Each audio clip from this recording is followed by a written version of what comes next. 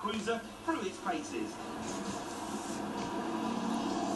You need your shades on. I mean, it's not as if we're actually going to get much sun at the seaside today, is it? No, it looks like it might rain, to be honest with you. But Ed, when you stare out over that big yellow bonnet, with all that chrome up front, it really does give off quite a glare. I've got to tell you, I'm as chuffed as ever to be back behind the wheel of our incredible Bel Air. And everywhere you go, this car seems to grab people's attention. It certainly seems to be turning a fair few heads. All right, but people just look at this car and smile. I think they actually quite like it. Like it? I love this motor. I told you, it's a real crowd pleaser.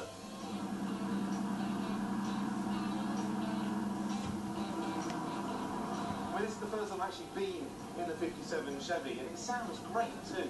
Now, it's obviously got those old-school cherry bomb silencers underneath, but also you've got that brand-new carburetor up front, so how does that feel? I'll tell you what, it feels wicked. Look at the throttle response, it's instantaneous. This car's got the real get up and go. And of course, we're not going to end up in a ball of flames, thanks to you fixing that particular firing fault. I think catching fire during a test drive isn't the best way to attract potential buyers.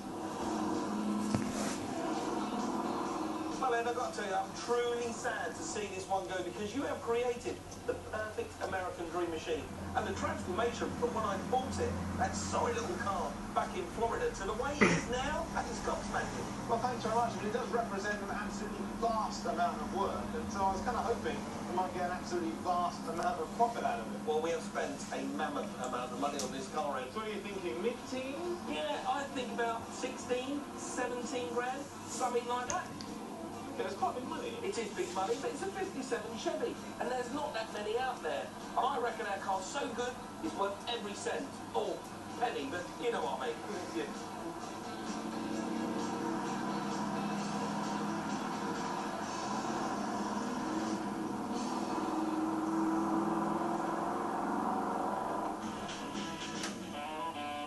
I advertised that 57 Chevy Bel Air on some of the biggest classic car websites out there for 17 grand.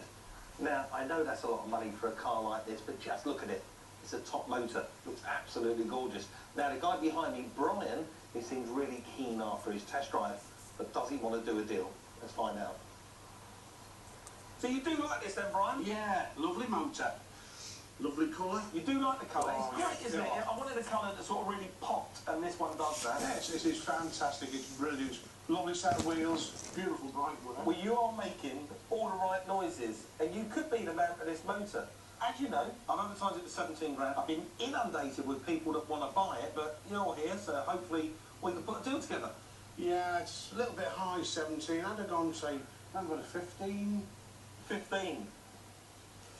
Do you know what? You seem like such a nice bloke, I don't even want to argue with you. Why don't we just be gentlemen and agree to meet in the middle? £16,000.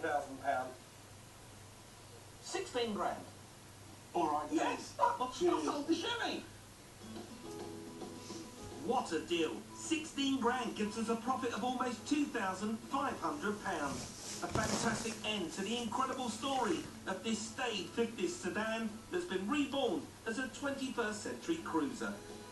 Well, what a journey we've had with our Chevy Bel Air, and I think it's definitely the biggest transformation we've ever had on a car, and I'm really proud of the way it turned out. I'm also really chuffed with the money that we've turned on the Bel Air. If you want to see some more classic cars getting the Wheeler Dealer treatment, then join us again soon. On Wheeler Dealers, ta-ra!